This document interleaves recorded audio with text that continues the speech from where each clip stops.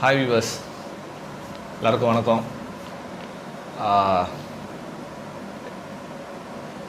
Welcome to Vivek Krishnamurthy channel. So இந்த தடவை புதுமையாக பண்ணலாமேன்னு ஒரு பாட்காஸ்ட் ஒன்று ரெடி பண்ணியிருக்கேன். ஸோ இந்த பாட்காஸ்ட்க்கு வந்திருக்கிற சீஃப் கெஸ்ட் யாருன்னா, he is none other than retired deputy general manager from a private bank. His experience is more than 40 years. So welcome sir. வணக்கம். ஸோ நீங்கள் ப்ரைவேட் செக்டார் பேங்க்லேருந்து வந்திருக்கீங்க. எனக்கு தெரிஞ்சு ப்ரைவேட் செக்டார் தான் சொன்னீங்க. ஸோ உங்களுடைய எக்ஸ்பீரியன்ஸ் எப்படி சார்? உங்கள் ஜாயினிங் அப்போது இருந்ததுக்கும் இதுக்கும் கொஞ்சம் விவரமாக நம்ம வியூவர்ஸ்க்கு எக்ஸ்பிளைன் பண்ணுற மாதிரி சொல்லுங்களேன். இப்போ நான் ஒரு 1982 ஒரு தனியார் வங்கியில் ஜாயின் பண்ணேன். அப்போது இந்த கவர்மெண்ட் எக்ஸாம் எழுதினா தான் நேஷ்னல் பேங்க்கில் போக முடியுங்கிற ஒரு concept, BSRB, banking service recruitment board அப்படின்னு ஒன்று இருந்தது. அதில் எதில் எழுதி ஒன்றும் சக்ஸஸ் ஆகலைனால இதில் கிடச்சிது. இதில் ஜாயின் பண்ணேன். நான் ஒரு கிளரிக்கில் தான் ஜாயின் பண்ணேன், அதுவும் பெங்களூரில் ஜாயின் பண்ணேன். அப்போ இயர் சார் இது? 1982. 1982. அப்போ இருக்கிறதுக்கும் இப்போ இருக்கிறதுக்கும் நீங்கள் வித்தியாசம் கேட்குறீங்கன்னு நினைக்கிறேன். இல்லை, ஃபஸ்ட்டு நீங்கள் ஜாயின் பண்ணும்போது எப்படி உங்களுக்கு அனுபவம் எப்படி இருந்தது? அந்த 1982 உங்களுடைய பேங்கிங் ஆப்ரேஷன்ஸ் எப்படி இருந்தது? ஏன்னா நான் கேள்விப்பட்ட வரைக்கும் எல்லாம் மேனுவலாக இருந்ததுன்னு என்கிட்ட சொன்னாங்களே, கிளியரிங்லேருந்து எல்லாமே. ஆமாம் ஆமாம். ஸோ அதை பற்றி ஒரு ஆமாம், அதாவது 1982 அப்படின்னாக்கா எல்லாமே லெட்ஜர் சிஸ்டம் தான். எல்லாமே பதிவேட்டில் பதிவு பண்ணி தான் எல்லாமே நடக்கும். இப்போல்லாம் கம்ப்யூட்டர்லாம் கிடையாது, கால்குலேட்டர் கூட கிடையாது. அதாவது வட்டியெல்லாம் கால்குலேட் பண்ணோன்னா கூட கபூர் கால்குலேட்டர்னு ஒரு பிரிண்டடு டைரி மாதிரி ஒன்று இருக்கும். அதை வச்சு தான் சேவிங்ஸ் பேங்க் வட்டியெல்லாம் கால்குலேட் பண்ணுவோம்.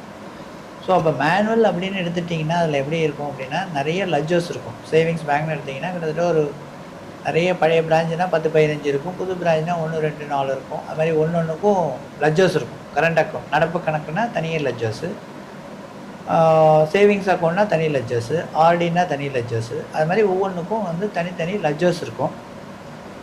அப்போது அக்கௌண்ட் ஓப்பனிங் அப்படின்னாக்க பிரான்ச்சுக்கு தான் வரணும். யார் கஸ்டமர் ஓப்பன் பண்ணுறாங்களோ அவங்க நேரடியாக பேங்க் வரணும். பேங்க் அவங்க மட்டும் வந்தால் போகாது, அவங்க மேஜராக இருந்தாலுமே இன்னொருத்தர் வரணும். அவங்க பேர் இன்ட்ரடக்ஷன் அப்படின்னு சொல்லுவாங்க. அவருக்கும் சேம் ரெஸ்பான்சிபிலிட்டி உண்டு. இப்போ லோன் வாங்கும்போது எப்படி ஒருத்தவங்களை ரெஃபர் பண்ணி வராங்களோ அந்த மாதிரி அப்படி ரெஃபரன்ஸ் வாங்குறதுக்கு இன்னொருத்தர் வர்றது அப்படிங்கிறது கேரண்டி மாதிரி.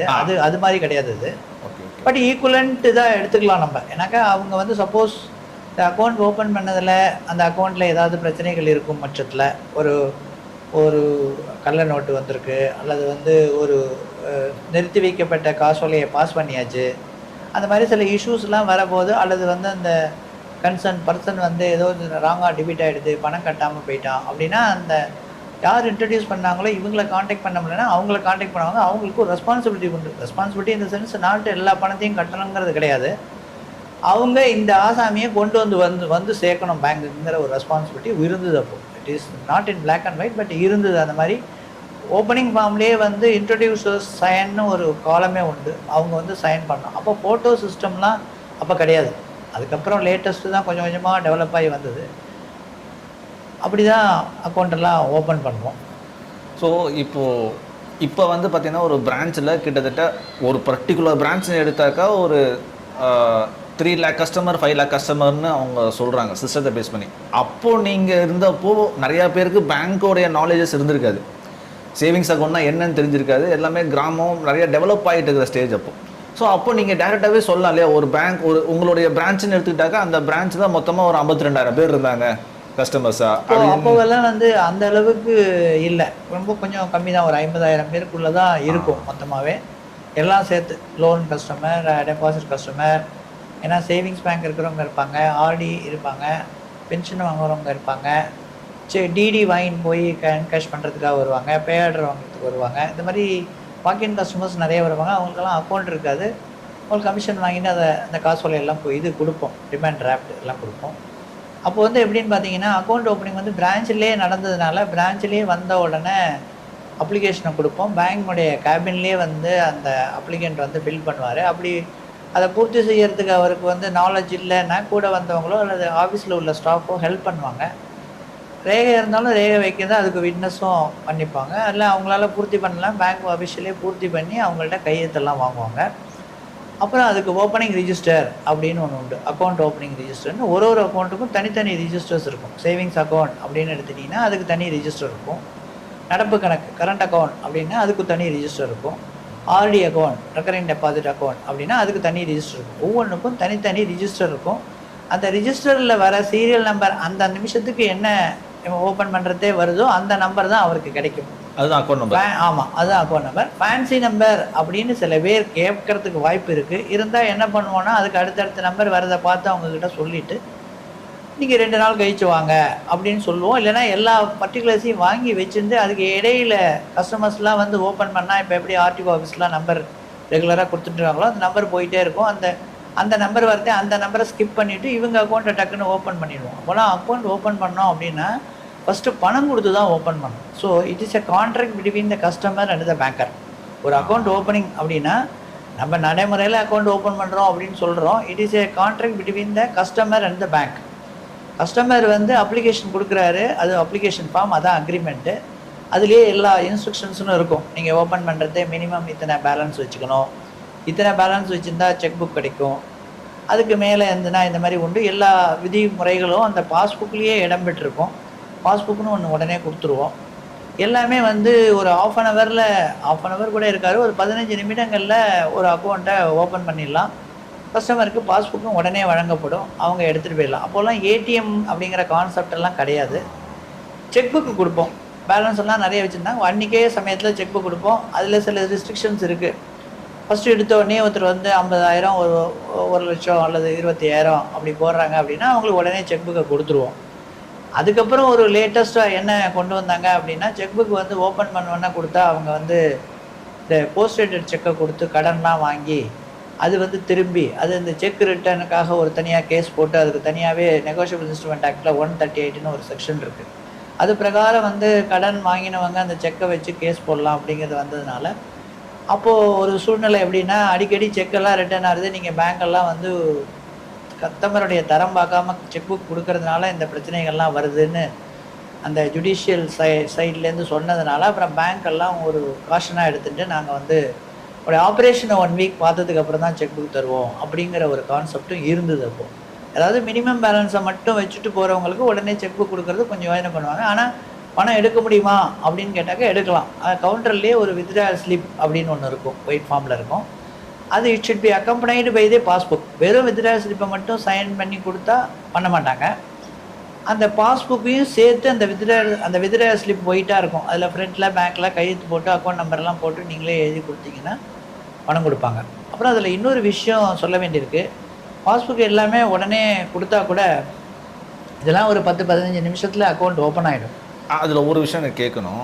முன்னாடியெல்லாம் இப்போ இருக்கிறதுல ஓவிடி அஃபீஷியல் வேலிட் டாக்குமெண்ட்னு நம்ம வாங்குகிறோம். ஒரு பர்டிகுலர் லைசன்ஸ் இல்லைன்னா பேன் கார்டு 6 வாங்குறாங்க. ஸோ ரேஷன் கார்டை கன்சிடர் பண்ணுறது கிடையாது. அப்போ நீங்கள் எதை கன்சிடர் பண்ணி வாங்கி? அப்போவும் ரேஷன் கார்டு ஒரு டைம் வரைக்கும் இருந்தது. இந்த ஆன்டி மணி லாண்ட்ரிங், இந்த டெரரிஸ்ட்டுக்கெலாம் மணி போகிறது, ஏஎம்எல் அப்படிங்கிற ஒரு கான்செப்ட் எல்லாம் லேட்டஸ்ட்டாக உள்ளே வந்ததுனால அந்த அக்கௌண்ட்னுடைய வரவு செலவுகளில் வந்து வெளிநாட்டிலேருந்து பணம் அனுப்பிச்சு அதை வந்து ஒரு இந்த மாதிரி டெரரிஸ்ட்டுக்கெல்லாம் அந்த பணம் போய் அந்த மாதிரிலாம் ஃபண்ட் பண்ணுற ஒரு காலகட்டம் வந்தபோது தான் அதெல்லாம் கொண்டு வந்தாங்க. அதுக்கு முன்னாடியெல்லாம் அந்த ஏஎம்எல்லாம் கிடையாது, ஆன்டி மணி லாண்டரிங்லாம் கிடையாது. அதனால் வந்து நாங்கள் வந்து என்ன பண்ணுவோன்னா அக்கௌண்ட் உடனே ஓப்பன் பண்ணி இதெல்லாம் பாஸ்புக் எல்லாமே கொடுத்துருவோம். ஏன்னா கஸ்டமர் வந்து நேரையே பேங்க்கில் விசிட் பண்ணி தான் அக்கௌண்ட் ஓப்பன் பண்ணுறதுனால எல்லா பிரச்சனையும் சாப்பிட்டேன். ரேஷன் கார்டு தான் எனக்கு தெரிஞ்சு ரேஷன் கார்டு தான் இப்போ வாங்கின ஜாபும் எனக்கு. அதுக்கு மேலே வேறு ஒன்றும் ஐடென்டிட்டியே கிடையாது. ஆதார் கார்டு கிடையாது, வேறு எதுவுமே கிடையாது. டிரைவிங் லைசன்ஸ் அதெல்லாம் லேட்டஸ்ட் கான்செப்ட் தான்.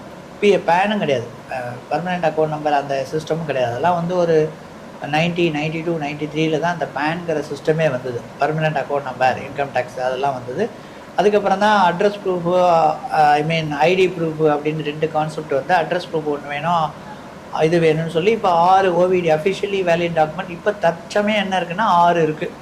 Driving licence, voter ID, ration கார்டை எடுத்துட்டாங்க, ஓட்டர் ஐடி, அப்புறம் வந்து Aadhaar card is main, passport, driving licence இதெல்லாம் இருக்கும். இங்கே பேன் எடுத்துட்டிங்கன்னா அது வந்து அட்ரஸ் ப்ரூஃபுக்கு உதவாது. அது வந்து ஐடி ப்ரூஃபுக்கு தான் உதவும். ஏன்னா ஃபோட்டோ மட்டும்தான் இருக்கும், பேன் கார்டில் அட்ரஸ் இருக்காது. அப்புறம் பேன் கார்டை எப்படி பேங்க்கெல்லாம் வெரிஃபை பண்ணுவாங்க அப்படின்னு பார்த்தீங்கன்னா, முதல் டிஜிட்டுக்கு அடுத்தது 3வது டிஜிட்டில் வந்து உங்களுடைய இனிஷியல் வரும். அதில் ஃபஸ்ட்டு நேமுடைய இனிஷியல் வரும். அதை வச்சு நாங்கள் கிராஸ் செக் பண்ணோம். இப்போ வந்து எல்லாமே ஆட்டோமேட்டிக்காக எடுத்து எல்லாம் பண்ணுறாங்க. அந்த மாதிரி கூட அது கொடுத்தாலே அதுக்கு தனியாக ஒரு சிஸ்டம் இருக்குது பேங்க்கில்.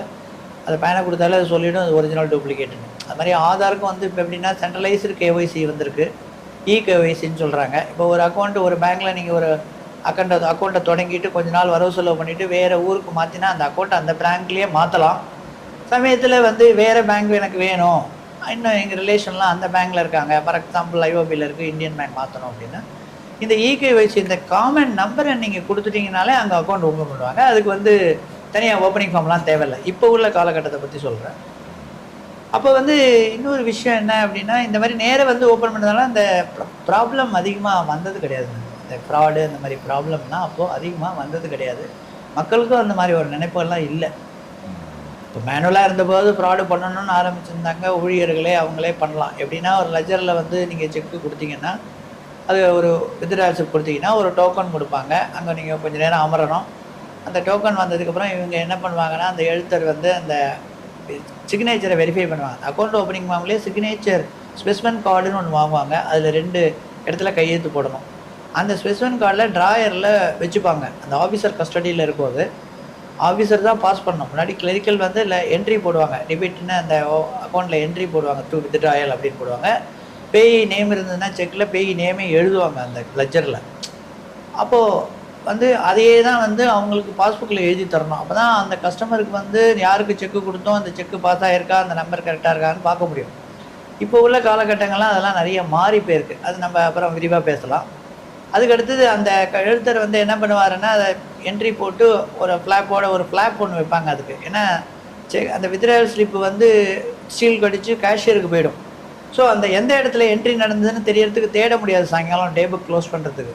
அதனால் என்ன பண்ணுவாங்க, ஒரு ஃப்ளாப் ஒன்று அதில் வச்சுடுவாங்க. மேலே கீழே செக்கை வைப்பாங்க. அந்த கீழே செக்கை பார்த்தோன்னே ஆஃபீஸர் வந்து அதை ஒன்றா டிக் பண்ணி இது தேதி சரியாக இருக்கா, எழுத்து மூலமாக எழுதியிருக்கிறது சரியாக இருக்கா, ரூபாய் நம்பரில் எழுதியிருக்கிறது சரியாக இருக்கா, கையெழுத்து சரியாக இருக்கா, பின்னாடி சரியாக இருக்கா, அப்படியெல்லாம் பார்த்துட்டு பாஸ்புக்கில் என்ட்ரி போட்டிருக்காங்கிறத பார்த்துட்டு சைடில் ஒரு இனிஷியல் பண்ணி இந்த வித்ட்ராயல் எழுதின அந்த அமௌண்ட்டுக்கு பக்கத்துலேயே கழிச்சது சரியாக இருக்கான்னு பார்த்து இனிஷியலில் பண்ணி ஒரு சின்ன சிட்டா புக் அப்படின்னு ஒரு சின்ன புக் இருக்கும். அதில் டெபிட் கிரெடிட் 2 இருக்கும். சின்ன சைஸில் இருக்கும். அது 2 காலம் தான் இருக்கும். அதில் டெபிட் சைடில் வித்ட்ராயல் சைடில் எழுதி அந்த புக்கோடு அது வந்து கேஷியருக்கு போயிடும். அந்த டோக்கன் நம்பர் வந்து அந்த வித்ட்ராயல் ஸ்லிப் மேலேயே எழுதியிருக்கிறதுனால அது அந்த போனவொடனே அங்கே கொண்டு போய் கொடுத்துருவாங்க. ஐ திங்க் இந்த புக்கு அங்கே அதோட புக்கோட சில சமயம் சில பேங்க்கில் வழக்கம், சில பேங்க்கில் அந்த செக்கு மட்டும் போகும். செக்கு தனியாக போனால் பறந்துடுங்கிறதுக்காக அந்த புஸ்தகத்தோடு போகும். அங்கே போனோடனே அவர் அதை எடுத்துகிட்டு அந்த புக்கை திருப்பி விட்டுருவார். அதை பார்த்து அந்த டோக்கன் நம்பரை கூப்பிடுவார். டோக்கனை விட்டு கேஷியர் வந்து கேட்பார் வந்த உடனேயுமே. இப்போலாம் அந்த மாதிரிலாம் சிஸ்டமே இல்லை. வந்து உங்களுக்கு என்ன மாதிரி வேணும், 1,00,000 ரூபா போட்டிருக்கீங்களே வித்ட்ராயல், என்ன மாதிரி பணம் வேணும் உங்களுக்கு அப்படின்னு கேட்பாங்க. அப்போ என்ன பணம் அப்போது வரவு செலவில் இருக்கோ அது தேவைக்கு ஏற்ப வங்கியினுடைய இருப்புக்கு தகுந்த மாதிரி அதை கொடுப்பாங்க. சமயத்தில் சில பெரிய கஸ்டமர் முன்னாடியே எனக்கு வந்து இப்போலாம் 1000 ரூபா நோட்டு இருந்த ஞாபகம் எனக்கு. அதுக்கப்புறம் தான் அது வித்ட்ரா எடுத்து அப்போல்லாம் இது இந்த டினாமினேஷனில் வேணும் இந்த மாதிரி கேட்பாங்க. இல்லை ஒரு திருமணம், ஒரு விசேஷங்கள், அதனால் எனக்கு புதுசாக வேணும் அப்படி கேட்பாங்க. அப்படின்னா ரிசர்வ் பேங்க்லேருந்து வாங்கிட்டு வந்து கொடுப்போம். இந்த மாதிரி சர்வீஸ்லாம் அப்போ பண்ணிட்டு இருந்தோம்.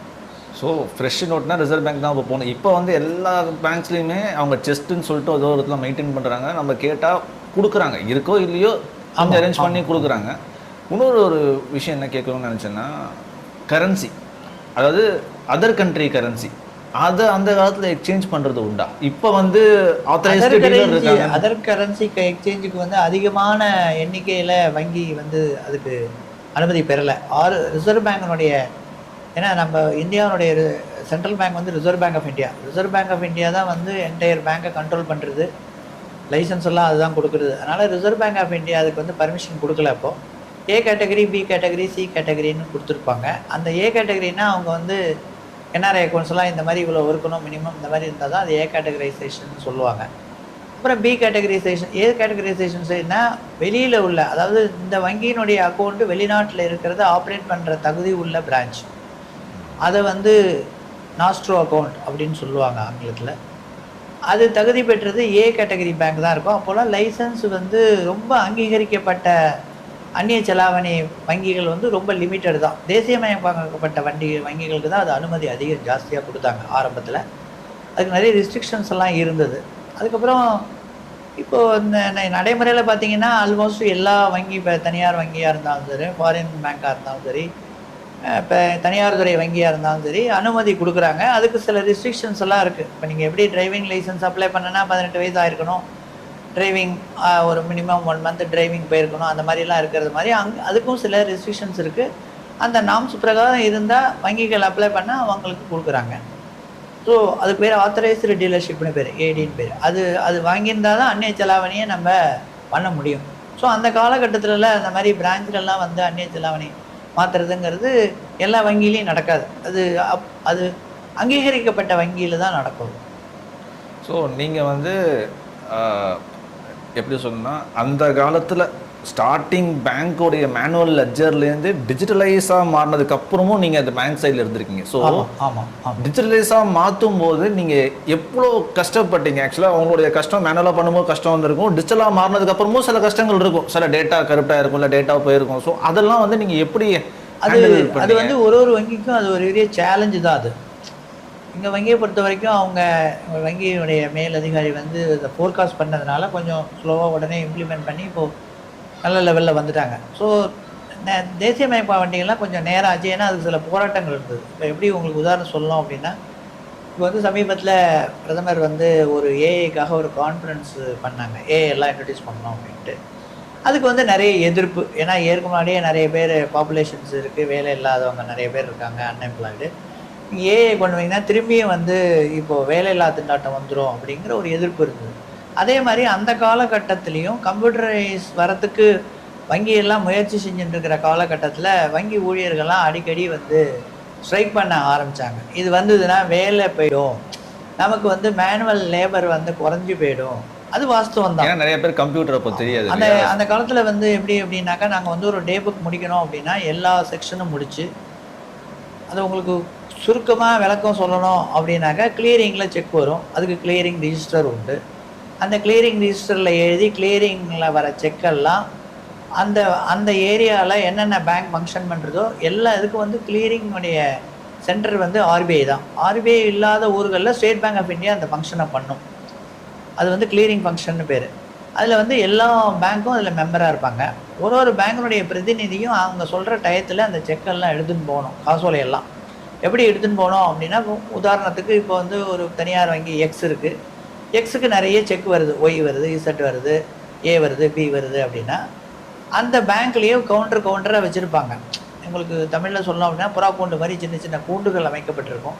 அதில் ஸ்டேட் பேங்க்னா ஸ்டேட் பேங்க் செக் அதில் போடுவாங்க, ஐபிபின்னா ஐஓபி, அந்த மாதிரி எல்லாம் போட்டு எடுத்துகிட்டு போயிட்டு ஸ்டேட் பேங்க் செக்கை தனியாகவும், இந்தியன் பேங்க் நம்மக்கிட்ட வந்திருக்கிற செக்கு கலெக்ஷனுக்குள்ளது தனியாகவும், அது மாதிரி ஒன்றொன்றையும் பின் பண்ணி அதுக்கு ஒரு கால்குலேஷன் பண்ணி மேனுவலாக அதுக்கு ஒரு இத்தனை செக் இருக்குது, டோட்டல் இத்தனை நம்பர் ஆஃப் செக்கு, இத்தனை அமௌண்ட்டுன்னு செக் பண்ணி அது ஒரு பின் பண்ணி அதை கிளியரிங்கில் ஒருத்தர் வந்து எடுத்துகிட்டு போவாங்க, ஒரு கிளரிக்கல் வந்து எடுத்துகிட்டு போவாங்க. அதுக்கு அலவன்ஸ் உண்டு. அது ஆர்பிஐ வந்து சிட்டியில் தான் ஆர்பிஐயில் நடக்கிறோம், ஆர்பிஐக்கு அங்கே போகணும். அங்கே வந்து அதுக்கு ஒரு டைம் இருக்குது. காலம்பரை 10 மணி அல்லது 10:30 மணி 11 மணி அப்படின்னா அந்த 10 மணிக்கு அங்கே இருக்கணும் அப்படின்னா இவங்க 8:30 மணி 9 மணிக்கே இங்கே எல்லாத்தையும் முடிச்சுக்கணும். அந்த ஊரில் நிறைய பிரான்ச் இருக்குன்னா பிரான்ச்லேருந்து வரவங்கெல்லாம் ஒரு 7:30 மணிக்கே கொண்டு வந்து எல்லா செக்கையும் கொடுப்பாங்க. அதையும் இதையும் சேர்த்து கன்சால்டேட் பண்ணிட்டு இங்கே பேங்க் போகணும். அந்த பேங்க் போகிற போது என்ன ஆகும்னாக்கா, இன்வேர்டு அவுட்வேர்டுன்னு ஒரு பெரிய ஷீட் ஒன்று இருக்கும். இப்போ பார்த்தீங்கன்னா உங்களுக்கு அதை புரிகிற மாதிரி சொல்லணும் அப்படின்னா, கண்டக்டர்லாம் ஒரு இன்வாய்ஸ்ன்னு ஒன்று வச்சுட்டு எழுதிட்டே இருப்பாங்க. ஒரு ரூட் வண்டியில் பார்த்தீங்கன்னா எந்தெந்த ஊரில் எந்த ஊர் என்ன எழுதி அந்த இன்வாய்ஸை வந்து முடிப்பாங்க. அதே மாதிரி தான் இது வந்து நம்மக்கிட்டேருந்து என்னென்ன பேங்க்கெலாம் பேரை எழுதி எத்தனை number of cheque total amount அதை இந்த ஷீட்டில் எழுதின்னு போவாங்க. அண்ணன் சைடில் ரிசீவ் சைட் பண்ணுறதுக்கு பிளாங்காக இருக்கும். ஸோ நீங்கள் போய் அதை 10 மணிக்கு அங்கே 10 மணிக்கு அங்கே நீங்கள் போனோடனே என்ன பண்ணணும், ஒரு கவுண்டர்லேயும் உங்களுடைய செக்கு, உங்கள் வங்கிக்கு கலெக்ஷனுக்கு வந்த செக்கெல்லாம் ஸ்டேட் பேங்க் கவுண்டர்னால் தனியாக ஒருத்தர் உட்காந்துருப்பார், அதை விட்டு போய் கொடுக்கணும். அதுமாதிரி ஒரு பேங்க்லேயும் ஆள் இல்லைன்னா அந்த கவுண்டரில் கொடுத்துட்டு வந்துடணும். அதுமாதிரி நம்ம கவுண்டரில் எங்களுடைய வங்கிக்கு என்ன செக் வந்திருக்கோ அது விழுந்திருக்கும். அதை வந்து நாங்கள் எங்கள் இன்வர்டு ரிஜிஸ்டரில் அந்த எடுத்துகிட்டு போன ஷீட்லேயே நாங்கள் எழுதணும். ஸோ அப்போ நாங்கள் வந்து ஃபார் எக்ஸாம்பிள் இன்ஸ்ட்ருமெண்ட்டை விடுங்க, ஒரு இன்ஸ்ட்ருமெண்ட்டு 1,00,000 ரூபாய்க்கு நாங்கள் செக்கு வேல்யூ உள்ள செக்கை எடுத்துன்னு போயிருக்கோம் அப்படின்னா எங்களுக்கு வந்து எல்லா வங்கியும் ரிசர்வ் பேங்க்கில் அக்கௌண்ட் வச்சுருக்கணும். அது நம்ம ஒன் ஆஃப் த இது கிளியரிங் ஹவுஸில் வந்து எல்லா பேங்க்கும் வச்சுருக்கோம். அப்போ தான் மெம்பர் ஆக முடியும். அப்போ அந்த அக்கௌண்ட்டில் ஃபண்ட்ஸ் இருக்கணும். அதுக்கு மினிமம் பேலன்ஸ் எல்லாம் இருக்குது. ஃபார் எக்ஸாம்பிள் நம்ம வந்து இந்த ஒரு எக்ஸ் வங்கியிலேருந்து நான் போகிறேன் அப்படின்னா அந்த எக்ஸ் வங்கியில் 1,00,000 ரூபாய்க்கு உள்ள மதிப்புள்ள செக்கை நான் எடுத்துன்னு போகிறேன் அப்படின்னா 1,00,000 ரூபாயை வந்து எங்கள் இதில் டிபிட் பண்ணிவிடுவாங்க. டிபிட் பண்ணதுன்னா எங்கள் அக்கௌண்ட்டில் ஏற்றிடுவாங்க. ஸோ எங்களுக்கு வருது இல்லையா மற்ற பேங்க்லேருந்து, அதை வந்து டிபிட் பண்ணிவிடுவாங்க.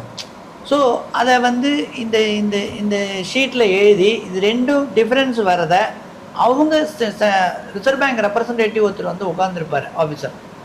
அவர் சென்டரில் உட்காந்துருப்பார். அவர் வந்து ஒரு ஷீட்டையும் வச்சு இதை இது பண்ணால் டேலி ஆகணும் அவருக்கு. ஸோ இன்வேர்டும் அவுட்வேர்டும் டேலி ஆனால் தான் எல்லாரையும் ரிலீஸ் பண்ணி விடுவார். டேலி ஆகலைன்னா ஒருத்தராக கூப்பிட்டு கேட்பார், ஏன் டேலி ஆகலை, என்ன ப்ராப்ளம். ஸோ அதை திருப்பி என்ன பண்ணோம், நாம் அந்த ஷீட்டில் எழுதிட்டு அது டேலி ஆச்சுன்னா அந்த இன்ஸ்ட்ருமெண்ட்டை எடுத்துகிட்டு அந்த ஷீட்டையும் எடுத்துகிட்டு இங்கே வங்கியில் வந்து அதை ஒரு பேட்சாக இருக்கிற உள்ள செக்கெல்லாம் அடித்து இந்த டோட்டல் அமௌண்ட்டும் அதுவும் டேலி ஆகுதான்னு பார்த்து நம்ம வவுச்சர் பாஸ் பண்ணி ஆர்பிஐ அக்கௌண்ட்டை டெபிட் பண்ணணும். நம்ம எடுத்துன்னு போனதுக்கு இது டெபிட் பண்ணியிருப்போம், அங்கேருந்து வரதை கிரெடிட் பண்ணணும். பேங்கிங் இது அப்படி தானே. ஸோ அது பண்ணுவோம். இந்த மாதிரி நிகழ்வுகள் இருந்தது. இப்போ வந்து அதுக்கப்புறம் இது ரொம்ப நாள் வரைக்கும் இருந்தது. அதுக்கப்புறம் மைக்ரோ MICR அப்படின்னு ஒரு கான்செப்ட் வந்தது. மேக்னெட்டிக் இங்க் ரெக்கக்னிஷன் அப்படின்னு ஒன்று வந்தது, MICR அப்படின்னு. அது பிரகாரம் அதுவாகவே ரெக்கக்னைஸ் பண்ணோம். செக்கில் வந்து கீழே ஒரு நம்பர்ஸ் கொடுத்துருப்பாங்க ஒரு இங்கில், அது பர்டிகுலர் இதில் தான் மணிப்பாலில் பிரிண்ட் பண்ணோம். எல்லாம் யூனிவர்சல் பண்ணி ஸ்டாண்டர்டைசேஷன்லாம் பண்ணாங்க. அது ஒரு ஸ்டேஜில் வந்து ஓவராக கிராஸ் ஆனதுக்கப்புறம் தான் அந்த வந்து செக் ட்ரங்கேஷன் அப்படின்னு ஒன்று கொண்டு வந்தாங்க. செக்கு ட்ரங்கேஷன் அப்படின்னா ஒன்றும் இல்லை, உங்களுடைய நீங்கள் இப்போ கொடுக்குறத எடுத்துகிட்டு போகிறாரு மேனுவலாக, அந்த மாதிரி இல்லாமல் நீங்கள் என்னென்ன கஸ்டமர்லாம் வெவ்வேறு பேங்க்லேருந்து உள்ள செக்கை உங்கள் எக்ஸ் பேங்க் கொண்டு வந்து கலெக்ஷனுக்கு தராங்களோ அந்த செக்கெல்லாம் இமேஜை ஸ்கேன் பண்ணி அதை ரிசர்வ் பேங்க் ஆஃப் இந்தியாவுக்கு த்ரூ சிஸ்டத்தில் அனுப்பினீங்கன்னா அங்கே இருக்கிற சென்ட்ரல் எக்ஸ்செக்கரில் அந்தந்த பிரான்ச்சுக்கு அது அப்படியே போகும். அதுக்கு பேர் கிரே ஸ்கேல் டெக்னாலஜி அப்படின்னு பேர். ஸோ அந்த ஒரிஜினல் செக்கினுடைய இமேஜ், அந்த இமேஜை பார்த்துட்டு அவங்க ஃப்ரண்ட் அண்ட் பேக் என்டார்ஸ்மெண்ட் எல்லாம் பார்த்துட்டு ஓகே பண்ணிட்டாங்கன்னா ஆட்டோமேட்டிக்காக அந்த செக்கு பாஸ் ஆகிடும்.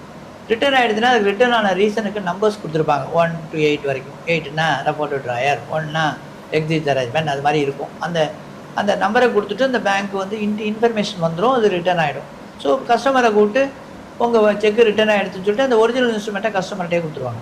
ஸோ இந்த செக்கு ட்ரங்கேஷன் கான்செப்டில் எப்படி அப்படின்னா அந்த செக்கு வந்து அந்த பேங்க்குக்கு ட்ராவல் ஆகாது. டெபாசிட் பண்ண செக் எல்லாமே எந்த பேங்க்கில் கலெக்டிங் பேங்கரோ அவங்க கஸ்டடியில் தான் இருக்கும். அது மினிமம் 10 years வச்சுக்கணுங்கிற ஒரு ரூல் இருக்குது. அதுக்கப்புறம் பேங்க் கொடுக்கணுன்னு இருக்குது. அது அப்பப்போ அந்த ரூல்ஸ் மாறுறபடி கமர்ஷியல் பேங்க்லாம் ஆக்ட் பண்ணலாம். இதான் வந்து பழைய சிஸ்டத்துக்கும் புதுசுக்கும் கிளியரிங்கை பொறுத்த வரைக்கும். ஸோ உங்கள் பழசை பொறுத்த வரைக்கும் நீங்கள் சொன்ன மாதிரி உங்களோட கிளியரிங்கோட செஷன் ஃபுல்லாக, ஸோ கிளியரிங்கிறது ஒரு பார்ட் ஆஃப் செஷன், கேஷுங்கிறது தனி செஷன். ஸோ இந்த மாதிரி இருக்கிற எல்லாரோடைய டெய்லி ஒர்க்கும் அன்னன்னைக்கு அவங்களோடது செட் பண்ணி அந்த பேலன்ஸ் எல்லாம் கரெக்டாக டேலி ஆனதுக்கப்புறமா தான் நீங்கள் டேவே க்ளோஸ் பண்ண முடியும். அதான் நீங்கள் வந்து அதை புரிஞ்சுட்டேன். இப்போ வந்து டே புக் அப்படின்னு பேர். இப்போ நான் வந்து இப்போ ஃபஸ்ட்டு வந்து கிளியரிங் ரிஜிஸ்டரில் கிளியரிங்லாம் எழுதுவாங்க, அதை கிளியரிங் டோட்டல் பண்ணுவாங்க, ஆர்பிஐக்கு எடுத்துருவாங்க, அது தனி ரிஜிஸ்டர். ட்ரான்ஸ்ஃபர் ரிஜிஸ்டர்ஸ்னு ஒன்று உண்டு. அது எப்படின்னா இப்போ வந்து ராமமூர்த்தி வந்து செக்கு கிருஷ்ணமூர்த்தி கொடுக்குறாருன்னா ராமமூர்த்தி அக்கௌண்ட்டை டிபீட் பண்ணுறதுக்கு டிபிட்லேயும் கிரெடிட் அக்கௌண்ட் கிருஷ்ணமூர்த்தின்னு போட்டு அந்த செலானை வச்சு பண்ணுவாங்க. அதுக்கு பேர் ட்ரான்ஸ்ஃபர்னு பேர். ஸோ இந்த ட்ரான்ஸ்ஃபர் டோட்டல், கிளியரிங் டோட்டல், சிட்டா புக்குனுடைய டோட்டல்ங்கிறது receipt of cash and payment ரெண்டுமே அதில் வரும். அதேமாதிரி நான் இப்போ செக்குக்கு சொன்னேன், பணம் யாராவது கேஷ் செலான் போட்டு கட்டினாங்கன்னா அது நேராக அந்த ஆஃபீஸருக்கு வரும். அந்த ஆஃபீஸர் வந்து இந்த சிட்டா புக்கில் என்ட்ரி போடுவார், கேஷ் ரிசிப்ட் புக்கில் டெபிட்டில் என்ட்ரி போடுவார். ஸோ ஈவினிங் ஆரத்தை எப்படி அதை நாங்கள் பண்ணுவோம் அப்படின்னா 2 மணிக்கு டிரான்சாக்ஷன் முடிஞ்சு போச்சு அப்படின்னா எல்லோரும் சாப்பிட்டு வந்து இந்த வேலையை ஆரம்பிப்பாங்க. ஸோ சேவிங்ஸ் அக்கௌண்ட்டில் இருக்கிற கிளார்க் வந்து என்ன பண்ணுவார், எல்லா செக்கையும் எடுத்து வச்சுட்டு எல்லா கிரெடிட் வவுச்சரையும் எடுத்து வச்சுட்டு கிளியரிங் ட்ரான்ஸ்ஃபர் எல்லாத்தையும் வச்சுட்டு செக்ஷன் புக் எழுதுவார் அக்கௌண்ட் வைஸ். செக்ஷன் புக் எப்படின்னாக்கா ஃபஸ்ட்டு வந்து அந்த ஃப்ளாப் வச்சுருக்கிறத வச்சு அந்த ஒரு லெஜராக எடுத்து அந்த அக்கௌண்ட் அந்த ஃப்ளாப் இருக்கிறதுல டெபிட் என்ன ஆயிருக்கு, கிரெடிட் என்ன ஆயிருக்கு, டெபிட் என்ன ஆயிருக்கு, கிரெடிட் என்ன அக்கௌண்ட் சைஸ் எழுதி அதை வவுச்சரை வச்சு டிக் அடித்து, கிரெடிட் வவுச்சர்ஸை வச்சு டிக் அடித்து, டெபிட் வவுச்சர்ஸையும் வச்சு டிக் அடித்து டோட்டல் போட்டு செக்ஷன் டோட்டல் சேவிங்ஸ் அக்கௌண்ட்டில் டோட்டல் டெபிட் எவ்வளவு, கிரெடிட் எவ்வளவுன்னு போட்டு டே புக் செக்ஷனும் கொடுத்துருவாங்க, இனிஷியல் பண்ணி ஒரு ஆஃபீஸர் செக் பண்ணுவாங்க. அதே மாதிரி கிளியரிங் டோட்டல் இந்த கிளியரிங்காரங்க போட்டுருவாங்க. ஜென்ரல் ட்ரான்ஸ்ஃபர் ஒரு அக்கௌண்ட்டுக்கு இன்னொரு என்ட்ரி போகிறது டோட்டல், இந்த ஜிட்டா டோட்டல், கேஷ் டோட்டல், இது எல்லாம் சேர்ந்து டோட்டல் தான் டே புக்னுடைய entire transaction debit credit total வரணும். அது வந்தால் தான் ஃபுல்லி டே புக் டேலி ஆயிடுச்சுன்னு அர்த்தம். அவங்க டே புக்கு என்ன வேலை அப்படின்னா, சேவிங்ஸ் அக்கௌண்ட்டில் டெபிட் எவ்வளவு, கிரெடிட் எவ்வளவு, கரண்ட் அக்கௌண்ட்டில் டெபிட் எவ்வளவு, கிரெடிட் எவ்வளவு, ஓசிசியில் கிரெடிட் எவ்வளவு, டெபிட் எவ்வளவு, ஓடியில் எவ்வளவு, ஆர்டியில் எவ்வளவு அப்படின்னு செக்ஷன் வைஸ் டெபிட் கிரெடிட் போட்டு கேஷ்னுடைய ரிசீப்ட் அண்ட் பேமெண்ட் அதையும் கடைசியில் எழுதி டோட்டல் பண்ணால் ரெண்டு பக்கமும் டேலி ஆகணும். அது டேலி ஆகலை அப்படின்னா அது ஒரு பெரிய ப்ராப்ளம். அது எவ்ரிடே ஸ்ட்ரோக்கில் டேலி ஆகாது. ஏன்னா சில பேருக்கு வந்து அப்போல்லாம் மேனுவலில் ஜம்பிளிங் இருக்கும். ஜம்பிளிங் அப்படின்னா 58 85ன்னு எழுதிடுவாங்க. ஒருத்தர் ஒரு மாதிரி மிஸ்டேக் பண்ணுவாங்க. ஸோ அதெல்லாம் வந்து நம்ம ஒன்றுனா செக் பண்ணி தான் பண்ணோம். சில சமயங்களில் 10 மணி 12 மணி மறுநாள் கூட காலகட்டங்கள்லாம் உண்டு டே புக் டேலி ஆகாமல். அப்புறம் அந்த டே புக் டேலி ஆகி பண்ணாக்க அப்புறம் வீக்லி ஒன்ஸு ட்ரையல் பேலன்ஸ் அப்படின்னு ஒன்று எடுக்கணும். அதை வந்து ஹெட் ஆஃபீஸ்க்கு ஃபிசிக்கலாக அனுப்பணும். அது வந்து எவ்ரி ஃப்ரைடே எடுக்கணும். ஃப்ரைடே அன்றைக்கி உள்ள பேலன்ஸை. ஏன்னா ஃப்ரைடே தான் வந்து செக்ஷன் 42 பிரகாரம் சிஆர்ஆர் மெயின்டெனன்ஸ் ஆர்பிஐயில். அது ஒரு தனி டாபிக் அது. ஸோ அது அப்புறம் நான் சொல்கிறேன். இதுக்கெல்லாம் இந்த மாதிரி பண்ணி டே புக் இந்த மாதிரி பண்ணுவாங்க. ஓகே. இப்போது அப்போ ஆர்டிஜிஎஸ் நெஃப்ட்டுக்கான கான்செப்ட் இல்லை இல்லையா? கிடையாது. ஒரு அக்கௌண்ட்லேருந்து ஒரு ஊர்லேருந்து இன்னொரு ட்ரான்ஸ்ஃபர் பண்ணால் மெயில் ட்ரான்ஸ்ஃபர்னு உண்டு. அதுக்கு வந்து என்ன பண்ணால் நீங்கள் கமிஷன் கட்டினீங்கன்னா அந்த மெயில் ட்ரான்ஸ்ஃபருக்கு வந்து 2 பிரான்ச்சை போட்டு அந்த அக்கௌண்ட் நம்பர்லாம் போட்டு தபாலில் பேங்க் மூலமாக ஒரு இன்ஃபர்மேஷன் போகும் அந்த ஃபார்ம். அந்த ஃபார்மை பார்த்துட்டு அதை அவங்க எந்த பிரான்ச்சை ரிசீவ் பண்ணுறாங்களோ அவங்க பார்த்துட்டு அந்த அக்கௌண்ட்டை கிரெடிட் பண்ணிவிடுவாங்க ஆஃபீஸர் வெரிஃபை பண்ணி. அதில் தவறுகள் நடக்கிறதுக்கு வாய்ப்பே கிடையாது. ஸோ அதுக்கப்புறம் குயிக்காக வரணும் அப்படிங்கிற ஒரு கஸ்டமருக்கு ஒரு கான்செப்ட் வந்ததுனால ஃபோன் ட்ரான்ஸ்ஃபர் அப்படின்னு ஒரு கான்செப்ட் வந்தது. அப்போல்லாம் ட்ரங்க் கால் தான். என்ன ட்ரான்ஸ்ஃபர் சொன்னீங்க? Phone transfer. Oh, trunk call மூலம். ஓகே. முன்னாடி மெயில் ட்ரான்ஸ்ஃபருங்கிறது அதெல்லாம் தபாலில் போகும். நீங்கள் இப்போ ராமூர்த்தின்னு ஒருத்தருக்கு சென்னைக்கு கும்பகோணத்துலேருந்து பணம் அனுப்புறீங்க அப்படின்னா நீங்கள் ஃபார்மை எழுதி கொடுத்தீங்கன்னா இந்த ஃபார்ம் அங்கே போய் ரீச் ஆகி அங்கே தான் பணம் கிடைக்கும். ஒரு 2 நாள் ஆகும். ஏன்னா அது postal transit, normal transit period. அது ஃபாரெக்ஸில் வர மாதிரி என்டிபின்னு சொல்லுவாங்க அது பேர். அதே மாதிரி ஃபோன் ட்ரான்ஸ்ஃபர் அப்படின்னா உடனே அங்கே ஒரு ஆஃபீஸர் எடுப்பார். அதுக்கு கோடிங் டீகோடிங் சிஸ்டம்லாம் இருக்குது. அமௌண்ட்டுக்கு ஒரு கோடிங் இருக்குது, நேமுக்கு இருக்குது, பிரான்ச்சுக்கு இருக்குது, எல்லா கோடையும் இது பண்ணி அவருக்கு அந்த கோடு புக்லேருந்து அதை அரைவ் பண்ண அந்த டோட்டல் டேலியான அப்புறம் அவங்க அந்த அக்கௌண்ட்டில் கிரெடிட் கொடுப்பாங்க. இதுதான் சிஸ்டம். ஸோ அதுக்கு வந்து எக்ஸ்ட்ரா பேமெண்ட் பண்ண வேண்டியிருக்கு. ஏன்னா அப்போ வந்து டெலிஃபோனில் வந்து டேரெக்டாக எஸ்டிடி எல்லாம் கிடையாது. கால் புக் பண்ணணும். ட்ரக் கால் புக் பண்ணால் எப்போ கிடைக்கிறதோ ரெடியாக வச்சுக்கணும். கால் வரும் போஸ்ட் ஆஃபீஸ்லேருந்து 12 மணிக்கு வரும், 1 மணிக்கு வரும், காலம்பரை 10 மணிக்குனா 2 மணிக்கு வரும். சமயத்தில் லைட்டனிங்னா கொஞ்சம் சார்ஜ் கூட வாங்கணும் கஸ்டமர்கிட்ட. அந்த மாதிரி இஷ்யூஸ்லாம் இப்போ இருந்தது. அதெல்லாம் இப்போ தவிர்க்கப்பட்டிருக்கு. ஸோ அதுக்கு பதிலாக தான் உங்களுக்கு இப்போ நெஃப்ட் ஆர்டிஜியில் இன்னொரு ட்ரான்ஸ்ஃபர் நம்ம பண்ணுறோம். என்இஎஃப்டி பண்ணுறோம். என்இஎஃப்டிக்கு ட்ரான்சாக்ஷன்ஸ் கஸ்டமரே பண்ணலாம், பேங்க் வந்து பண்ணலாம், ஆர்டிஜிஎஸ் பண்ணலாம். ஏன்னா இப்போலாம் மொபைல் பேங்க் வந்தனா அவங்களே பண்ணலாம். என்இஎஃப்டி ஆர்டிஜிஎஸ் வந்ததுக்கு அப்புறம் அந்த இதுக்காக தான் ஐஎஃப்எஸ்சிங்கிற கோடே கொண்டு வந்தாங்க இல்லையா? ஆமாம், ஐஎஃப்எஸ்சி கோடு இல்லை அப்போவே இருந்தது. அப்போ ஆனால் கிடையாது. அதுக்கப்புறம் ஐஎஃப்எஸ்சி கோடு தான் ஒரு பிரான்ச்சினுடைய ஐடென்டிஃபிகேஷன் வேணுன்றதுக்காக அது கொண்டு வந்தாங்க. அப்புறம் லேட்டரானு பார்த்தீங்கன்னா இப்போ வந்து செக் ட்ரங்கேஷனுமே ஆல்மோஸ்ட் வந்து அந்த அளவுக்கு இல்லை. ஏன்னா எல்லாமே வந்து ஆன்லைனில் ட்ரான்சாக்ஷன் நடக்கிறதுனால. ஸோ இப்போது நீங்கள் ஃபஸ்ட்டு ஆரம்ப கட்டத்தில் நீங்கள் வரும்போது ஒரு கஸ்டமர் அக்கௌண்ட் ஓப்பன் பண்ண வந்தால் டேரெக்டாக பார்க்குறதுனால ஒரு கான்ஃபிடென்ஸ், ஒரு ட்ரஸ்ட்டு ஒன்று ஏற்பட்டுருக்கும் கஸ்டமருக்கும் உங்களுக்கும். பட்னா இப்போ எப்படின்னா எல்லாமே ஆன்லைன், நீங்கள் பேங்க்குக்கே வர வேண்டாம் அப்படிங்கிற கான்செப்ட்டுக்கு ஃபுல்லாகவே மாறிட்டாங்க. எந்த பேங்க் எடுத்தாலும் வித்தின் அ செகண்ட் உங்களோட ஃபிங்கர் பிரிண்ட் வச்ச உடனே வீட்டிலேருந்து அக்கௌண்ட் ஓப்பன் பண்ணலாங்க. ஸோ இதில் ஃப்ராட் நடக்கிறதுக்கு எந்த அளவுக்கு வாய்ப்புகள் இருக்குது? அதில் வந்து ஃப்ராட் அவ்வளோவா நடக்கிறதுக்கு வாய்ப்பு இல்லை. ஏன்னா ஃபஸ்ட்டு வந்து கஸ்டமரை வந்து கம்ப்யூட்டர் லிட்ரஸியை ஃபஸ்ட்டு இருக்கணும். அவங்களுக்கு வந்து லிட்ரஸி இருந்தால் தான் வந்து பண்ண முடியும். எல்லோரும் வச்சுக்கிறேன் அப்படின்னு பண்ணாக்கா கொஞ்சம் ப்ராப்ளம் மாறுது. அவங்களுக்கு தெரிய மாட்டேங்கிறது. பாஸ்வேர்டை சொல்லிவிடுறாங்க, யார் கேட்டாலும் பதில் சொல்கிறாங்க. அந்த மாதிரி இஷ்யூஸ் இருக்குது. அதெல்லாம் கொஞ்சம் ட்ரெயின் பண்ணோம். பட் இருந்தாலும் இந்தியாவில் கொண்டு வந்து சக்ஸஸ்ஃபுல் தான். அதில் ஒன்றும் மறுப்பு தெரிவிக்கிறதுக்கு இல்லை. பேங்கருடைய தொந்தரவுகளே குறைஞ்சி போயிடுது. ஏன்னா இப்போ பேங்க் வந்து யாருமே போகிறதே இல்லை, விசிட் பண்ணுறதே இல்லை. ஒரு சில இப்போ எங்கள் காலத்தில் உள்ள கஸ்டமர்ஸ் எல்லாருமே இப்போ நம்பிக்கை அதில் இல்லை. ஏன்னா அதெல்லாம் டெக்னாலஜிக்கலாக பிரிண்ட் ஆகுது. இப்போ இருக்கிறவங்க சில பேர் வந்து எங்களுடைய ரிலேட்டிவே எடுத்துட்டிங்கன்னா 60 வயசு 70 வயசு ரயில்வேலாம் ரிட்டையர் ஆனவங்களாம் நானே அழைச்சிட்டு போயிருக்கேன். பாஸ்புக்கில் போயிட்டு அவங்க இங்கு என்ட்ரி பண்ணி இனிஷியல் பண்ணால் தான் அவங்க வந்து அதை ஒத்துக்கிறாங்க. ஏன்னா அவங்க மனநிலை வந்து இன்னும் வரல. இன்னும் அவங்க வங்கிக்கு போகிறது தான் எடுத்துகிட்ருக்காங்க. ஒரு ஆட்டோ பிடிச்சி ஒருத்தர் கார்டியனை போட்டு கூட அழைச்சிட்டு போயிட்டு நேராக போய் வங்கி மேனேஜரை பார்த்துட்டு ஒரு காஃபி குடிச்சிட்டு இல்லை வெத்தலை சீவல் இருந்ததுன்னா தஞ்சை மாவட்டம்னா வெத்தலை சீவல்லாம் போட்டுட்டு ஒரு 5 நிமிஷம் அவரோட உரையாடிட்டு அப்படி தான் வருவாங்க. அது வந்ததில் வந்து என்ன பெனிஃபிட் அப்படின்னா அதை நீங்கள் குறை சொல்ல முடியாது. ஏன்னா அவருடைய ஃபேமிலி சமாச்சாரங்கள்லாம் அங்கே வந்து வெண்டிலேட் பண்ணுறதுக்கு ஒரு சான்ஸ் கிடைக்கும். அப்போ வந்து சில இன்ஃபர்மேஷன்லாம் உங்களுக்கு பாஸ் ஆகும். பையன் வந்து ஃபாரின் போயிட்டான் அப்படின்னா நம்ம உடனே அவருக்கு ஒரு இது கிடைக்கும், ஐ மீன் ஒரு லீடு கிடைக்கும். சார் ஒரு அக்கௌண்ட் ஓப்பன் பண்ணுங்க அப்படி சொல்லலாம். இல்லை நான் இது மாதிரி ரிட்டையர் ஆகிட்டேன், எனக்கு இது மாதிரி ஃபண்ட்ஸ் வருது, அக்கௌண்ட் ஓப்பன் பண்ணணும், இந்த மாதிரி பண்ணணும்னு சொன்னாங்கன்னா நீங்கள் என்ன இன்னும் கல்யாணம்லாம் எப்போ வச்சுருக்கீங்க, அது வரைக்கும் இங்கே இது கட்டுமே, இந்த மாதிரி ஸ்கீம்லாம் இருக்குது அப்படி சொல்லி ஒரு கேன்வாஸ் பண்ணக்கூடிய ஒரு வாய்ப்புகள்லாம் இப்போ அதிகமாக இருந்தது. நம்ம வந்து கஸ்டமரை போய் தேடி போக அவசியமே இல்லை. வர கஸ்டமரை நல்லபடியாக ட்ரீட் பண்ணாலே அவங்க மூலமாகவே நிறைய அக்கௌண்ட் கிடைக்கும். எப்பவுமே இப்போ என்ன சொல்லுவாங்கன்னா 80-20 பிரின்சிபல்னு சொல்லுவாங்க.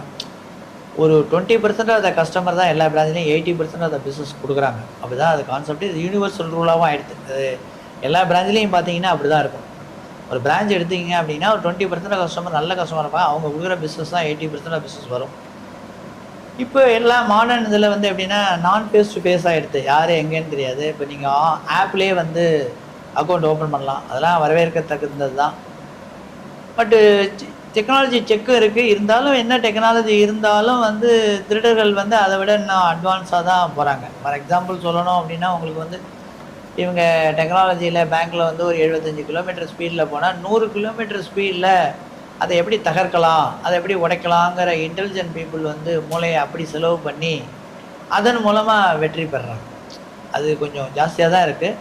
அது காரணம் என்ன அப்படின்னா மக்கள் மத்தியில் இன்னும் வந்து அந்த அளவுக்கு ஒரு டிஜிட்டல் லிட்ரஸி இன்னும் வளரலை, அவ்வளோதான். அதுதான் சொல்லணுமே தவிர மற்றபடி டிஜிட்டல் கொண்டு வந்து தப்பு அப்படின்னு சொன்னால் அது தவறு, அது மாதிரி சொல்லக்கூடாது. டிஜிட்டல் கொண்டு வந்து இல்லைன்னா நமக்கு வந்து கொரோனா காலத்தில் பணம் எடுக்கவோ போகிறவோ இதெல்லாம் மூமெண்ட்டே இல்லாத காலத்தில் பஸ் மூமெண்ட் கிடையாது, வீட்டில் இருக்கபடி பணம் வேணும், மெடிக்கல் பணம் வேணும்னா எல்லாமே கார்டு டிஜிட்டல் சிஸ்டம் தான் அப்போ வேலை செஞ்சுருக்கு. அது ஏதோ பகவான் புண்ணியத்தில் வந்து அது நல்லது நடந்ததுனால தான் நடக்க முடிஞ்சது. இல்லைனாக்கா நம்ம ரொம்ப பேக்வேர்டாக இருந்தோம் அப்படின்னாக்கா எப்போ பேங்க் போகிறது, எப்போ போய் மீட் பண்ணுறது, ரெஸ்ட்ரிக்ஷன்ஸ் இருக்குது, நிறைய பிரச்சனை வந்திருக்குமே. இதெல்லாம் ஜஸ்ட்டு நீங்கள் திங்க் பண்ணி பார்க்கணும், மக்கள் தான் அதை திங்க் பண்ணி பார்க்கணும். ஸோ நீங்கள் இப்போ ஒர்க் பண்ணிகிட்ருக்கீங்களா? இப்போ ஒர்க் பண்ணல. இப்போ வந்து அக்கேஷ்னலாக அதாவது கிளாஸஸ்லாம் அட்டன் பண்ணுவோம். சில கல்லூரிகள்லாம் வந்து வற்புறுத்தி கூப்பிடுறாங்க. அந்த கல்லூரிகளுக்குள்ள போய் பிகாம் படிக்கிறவங்க, எம்காம் படிக்கிறவங்க, எம்பிஏ படிக்கிறவங்கலாம் கிளாஸஸ் நடத்திட்டுருக்கேன் இப்போவும். சில இதில் வந்து இன்டர்வியூக்காக சில ஸ்பெஷல் செஷன் கண்டக்ட் பண்ணுறாங்க. அதில் சில தனியார் துறை கல்லூரிகள்லாம் போயிட்டு அவங்களுக்கெல்லாம் இன்புட் கொடுக்குறேன். அது ஒரு 4-5 வருஷமாக பண்ணிகிட்ருக்கேன். நான் வங்கியில் இருந்தபோதே வங்கி கல்லூரியில் அடிக்கடி எனக்கு வந்து, ஏன்னா எங்கள் அப்பா வந்து ஒரு ரிட்டையர்டு ஹெட்மாஸ்டர். ஆக்சுவலாக ஃபாதர்னுடைய விருப்பம் என்ன அப்படின்னா அந்த துறையிலேயே போகணும் அப்படின்னு தான். நான் வந்து பூண்டி காலேஜில் தான் படித்தேன் தஞ்சாவூரில். அப்போது படித்தபோது எல்லோரும் என்னுடைய கொலீக்ஸ் எல்லாம் அதில் ஜாயின் பண்ணிட்டாங்க. நாங்கள் ஒரு 2 பேர் தான் எக்ஸப்ஷனலாக வங்கித்துறைக்கு வந்தோம். அதனால் எனக்கு அதில் ஒரு அந்த ஹெரிடிட்டரி ஜீனியஸ் இருந்ததுனால நான் காலேஜில் அப்போலேருந்தே நான் வந்து கடைசியாக பணியாற்றி என்னுடைய நேட்டிவ் பிளேஸ்க்கு வந்தபோது அவங்க கல்லூரிக்கெல்லாம் எங்களை கூப்பிட ஆரம்பித்தாங்க. கல்லூரிக்கெலாம் நிறைய கிளாஸ் நடத்திருக்கேன். மற்ற வங்கியை பொறுத்த வரைக்கும் சிஸ்டம்ஸ் எல்லாம் எப்படி பண்ணோம் போனோம், அது மாதிரி என்ன மாதிரி ப்ராப்ளம் வருது. ஏன்னா நான் எல்லா டிபார்ட்மெண்ட்லேயும் இருந்ததுனால அந்த டிபார்ட்மெண்ட்டுக்கு ஒரு ப்ராப்ளம்ஸ் என்னவோ அதுக்கு முன்னாடியே அதை சரி செய்யறதுக்காக அவங்களுக்கெல்லாம் ஒரு அறிவுரை வழங்குறதுக்காக ஊராக போயிட்டு அதெல்லாம் பண்ணியிருக்கோம். ஸோ இப்போது ஃபைனலாக ஒரு கொஷின் கேட்குறேன். இப்போ சேம் அதே கான்செப்ட் 1952 நீங்கள் ஜாயின் பண்ணலேருந்து இப்போ வரைக்கும் எந்த மேனுவலாக இருக்கிறதுல ஃப்ராட் அதிகமாக நடந்திருக்கா, இல்லை டிஜிட்டலில் அதிகமாக நடந்திருக்கா? ஸோ அதிகமாக நடந்திருக்கு இந்த சென்ஸ், வேலை செய்கிறவங்க யார் ஒர்க் பண்ணுறாங்களோ அவங்களே ஏமாந்துருக்காங்களா அவங்களுக்கு தெரியாமல், இல்லை அவங்க வேணும்னே அந்த மாதிரி டாக்குமெண்ட் கொடுத்து ஒரிஜினலாகவே பார்க்குறது டிட்டோ ஒரிஜினலாகவே இருக்கிற மாதிரி உங்கள் எக்ஸ்பீரியன்ஸில் நீங்கள் எப்படி அதை பார்க்குறீங்க? ஸோ அதை நீங்கள் நல்ல கேள்வி கேட்டீங்க. அதில் எப்படி அப்படின்னாக்கா அந்த காலத்தில் வந்து இந்த ஜெராக்ஸ் கான்செப்ட்டு, கலர் ஜெராக்ஸு இதெல்லாம் கிடையாது. அதனால் வந்து அந்த மாதிரி பண்ணுறதுக்கான வாய்ப்புகளே ரொம்ப குறைவு. இருந்தாலும் அப்போ இருக்கிற சூழ்நிலையில் வங்கிகளில் இருக்கிற ஊழியர்களோ அதிகாரிகளோ தவறு செய்யணும்னு நினச்சா ஈஸியாக செஞ்சுருக்கலாம். ஏன்னாக்கா ஒரு லட்சரியும் வந்து உள்ளே போய் பூட்டுறதில்லை, எல்லாமே அது கவுண்டரில் தான் கிடக்கும். ஸோ கவுண்டரில் ஒரு என்ட்ரி போட்டு அதை பாஸ் பண்ணி பண்ணுறதுக்கு உண்டு. ஆனால் அங்கே வந்து maker checker concept is very strict. அப்போ ஸோ மேக்கர் வந்து தப்பு பண்ணால் உடனே அந்த ஆஃபீஸர் வந்து கண்டுபிடிச்சிடுவார். டோட்டல் மிஸ்டேக் பண்ணாலோ, வேர்ட்ஸ் அண்ட் ஃபிகர் சரியில்லையோ, அல்லது வந்து கையெழுத்து முன்பின் முரணாக இருந்தாலோ உடனே அந்த கஸ்டமரை திருப்பி கூப்பிட்டு இன்னொரு கையெழுத்து போட சொல்லி அவர் முன்னாடி வாங்கி, ஃபார் எக்ஸாம்பிள் 5 வருஷம் ஆன அக்கௌண்ட்டாக இருக்கும், அது ஓப்பன் ஆகி புதுசாக ஒருத்தர் வந்திருக்காரு கையெழுத்து போகிறாருன்னா, அப்போ வந்து அந்த உரிமையாளரே வரதை பொறுத்த வரைக்கும் நான் சொல்கிறேன், உரிமையாளர் வராமல் பேரல் செக்காக கொடுக்குறாங்க அப்படின்னா அவங்களுக்கு உடனே கால் பண்ணி இந்த மாதிரி நீங்கள் ஹை வேல்யூவாக இருந்ததுன்னா ஃபோன் பண்ணி நீங்கள் இந்த மாதிரி செக் இன்னாருக்கு கொடுத்துருக்கீங்களா அப்படின்லாம் கேட்டு அப்போ தான் பாஸ் பண்ணணும். அதனால் வந்து அந்த மாதிரியான ஃப்ராடுகள் வந்து அதிகமாக நடக்கலை. அப்போ வந்து அந்த மாதிரி எண்ணங்களும் இல்லை, எம்ப்ளாயி சைட்லேயும் இல்லை, மக்கள் சைட்லேயும் இல்லை. நடந்தால் ரொம்ப ரிமோட். அது எப்படின்னா இன் கொல்யூஷன் வித் இது பண்ணணும் அப்படின்னுட்டு ஒரு நிலைப்பாடு எடுத்து அதை வாடிக்கையாளரோட கைகோத்து பண்ணாதான் பண்ண முடியுமே தவிர தனியாக பண்ண முடியும். எல்லாமே டுயல் சிஸ்டம். கேஷ்னு வச்சிங்கன்னா 2 கீ உண்டு, லாக்கர்னா 2 கீ உண்டு. அந்த கேஷியர்கிட்ட ஒரு கீ இருக்கும், மேனேஜர்கிட்ட ஒரு கீ இருக்கும். 2 கீயும் சைமல்டேனியஸாக ஆப்ரேட் பண்ணால் தான் எல்லாமே ஓப்பன் ஆகும்.